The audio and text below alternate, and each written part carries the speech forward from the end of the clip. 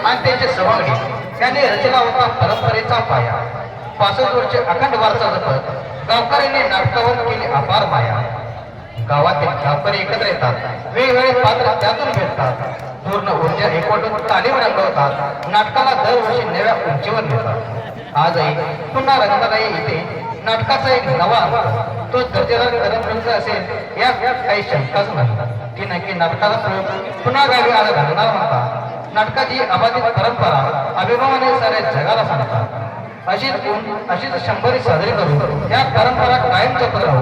नाटकाला प्रत्येक वेळी एका नव्या उंचीवर न्यायचं.